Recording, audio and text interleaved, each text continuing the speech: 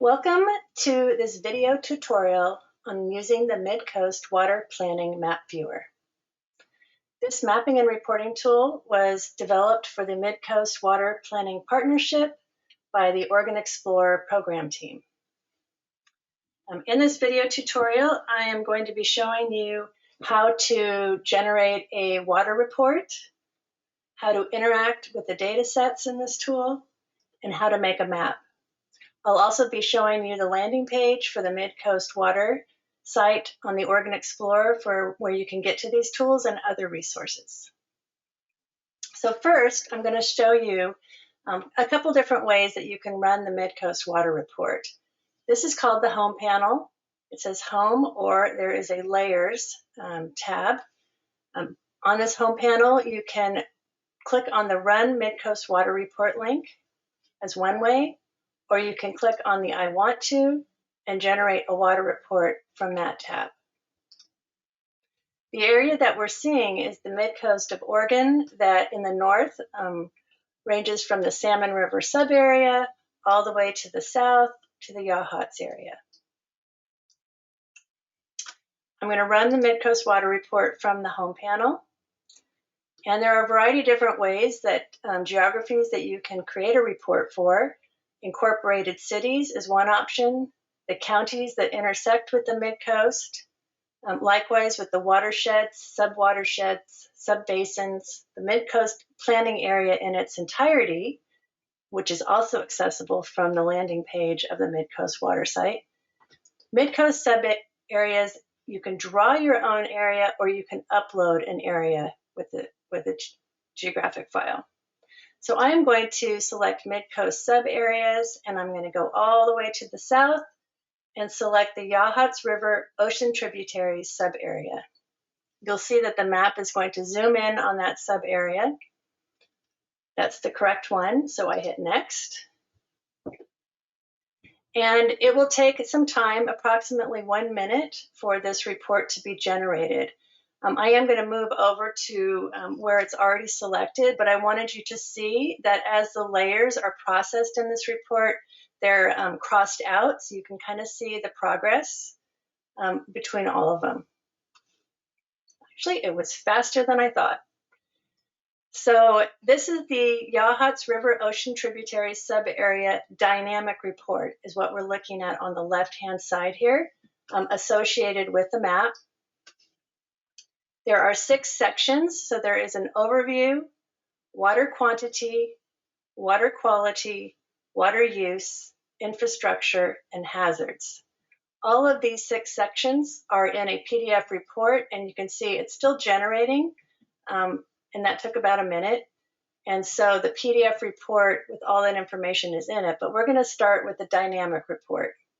So the overview of the Yahatz River Ocean Tributary Sub-Area includes administrative boundaries, so incorporated cities and counties. If the view is dark, then that layer is activated, and you can see the county boundary here. So we're seeing the Lincoln Lane County and Benton County boundaries. If I clicked on the cities, the incorporated cities would be outlined. It's also showing a 5th order or higher rivers and streams. And so in many of these reports, it's showing the top 5, but if there are more, you can click over to show all. In this case, there's only 6. It has lakes and ponds, and then it has land management and ownership, and we'll show all 6. And you'll see that most of the area in the Yahatz is Federal Forest Service managed, approximately 28,000 acres, 73% of the area, with just under 10,000 acres of private land. Going over to water quantity, we have the average monthly precipitation in inches of rain averaged over a 30-year time period, and any active gauging stations with a link to that gauging station, so you can actually get the real-time data for that location. And That is the gauging station location. Moving on to water quality. And so this is showing water quality impairments from the Oregon Department of Environmental Quality 303D list, and it has them listed for each of the rivers and streams, as well as the different water features. The water use is water rights and in-stream rights by date. So you can see a majority of the water rights were in the 1990 to 2000 time period. And so here's the actual dates, the number of points of diversion, and the maximum cubic feet per second. By clicking on any of these, I should mention that in some cases you do need to zoom in to get the information. Infrastructure includes dams. There is one non-federal dam. Clicking on the view, it has Big Creek Log Pond listed. There are 0 large dams, 0 tight gates in this example, and then the man-made barriers and natural barriers to fish passage are listed. The final category is hazards. And from this, we're pulling, actually, we have a hazards reporting tool. And so this is a subset of those data sets. We have coastal erosion. You can look at the hazard zone there along the coast. 100-year flood and 500-year flood. Landslide susceptibility. And then some of the tsunami scenario zones. The I, the information button, tells you where that information comes from and describes that information.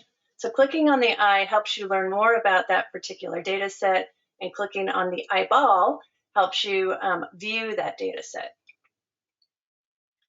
So that is the, going back to the overview, that is the dynamic report. Going into the PDF report, it gets generated, and I've actually already created that. And so this is a 19-page report. The area for the Yahatz sub-area is 38,674 acres. And so much of what we just saw, in fact, all of what we just saw and more, is in this report with maps and tables. And at the very bottom, I want to point out that we do have all of the data sources identified. And so you can get to that data source, you can get to the information, the metadata about that data, and where it's available, you can download that data from that link. So that's the Midcoast Water Planning Map Viewer water reporting tool. Now I'd like to show you how to interact with these data sets more than just turning them on and off in this reporting tool. So I clicked on layers. I also want to show you from the home where we ran that report. You can go to layers here, or you can go to layers in the footer of that panel. And these are all folders. And so opening and closing the folders with the plus or minus sign, when they're checked, they're activated. And you can also, in the I want to, return to the initial map extent. So this is the Midcoast. And we had Yahatz selected. And so actually, I'm going to go back to Yahatz. And I want to be able to show you how to bookmark an area that you want to return to again and again. And so there is a tools bar in the right-hand corner, top right-hand corner, and there's a little icon that said bookmarks. And so I'm going to bookmark this current extent and call it Yahatz. And that way, when I return, I can come back to that location. So for example, we'll demonstrate that. Clicking on the entire Midcoast, I go to bookmarks, I go to Yahatz, and it zooms in on that area. So that's all from the tools section. interacting with the data set. So let's go into water. So I'm activating the layer, the folder, by clicking on the water. And then within that water folder are quite a few water data sets. And so let's do water rights, and I'm clicking on water rights by type, and we'll do surface water. And I also want to point out, since I have this clicked on, is that it is scale dependent. So if you had this geographic scale and you're not seeing a data set and it's gray, then you click on this little caret and you say zoom to visible scale. Because some of these data sets are very detailed and can only be reported at this larger scale. To get out of that, click on the X, and you're back to these points of diversion. So you can click on a point and get information about that point. So this is the irrigation. This is used as irrigation by West Stream. And so that's how you interact with the data sets. You can also use the slider bar to change the transparency if you have multiple data sets that you want to show and compare. I also wanted to show you how to make a map. So in that tool section, when we opened up that tools folder, there is a create and share. Within the create and share, there's a print.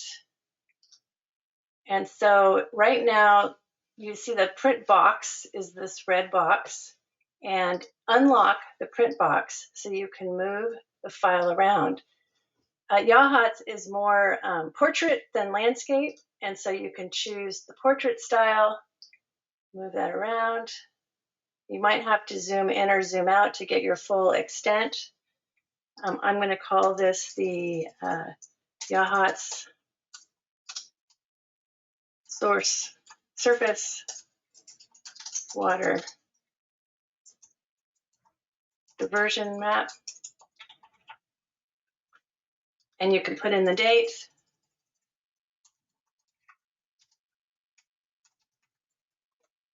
And print the map. And this is real time. So this map is actually being created while I'm doing this tutorial, and you'll see how quick it is. Open the file, and there you have your nicely formatted map with the points of diversion for surface water, places of use, and the Midcoast area defined. So with that, I have demonstrated how to generate a water report. I'm going to go back to the home panel, run it here, or use the I want to water report. You can go to layers to interact, turn on and off layers by checking. You can use that toolbar, upper right-hand corner, to open and close, and you can, at the file, you can print your map, you can add your bookmarks, you can identify features, you can add your own layers locally with this feature, and you can upload your own data locally to use. Create and share, you can print, and some basic analysis in terms of distance measurements. So with that, that kind of concludes the demonstration of the Midcoast Water Planning Map Viewer. I did want to showcase sort of where you can get to these tools. You can get to them from the Midcoast Water landing page on the Oregon Explorer. And going back to the home page, oregonexplorer.info, we have it featured here as a new landing page and tool, but it's also under Climate, Water, and Air. You can go to Midcoast Water under land use and planning, many different ways to get to this topic. You can also type it in up here.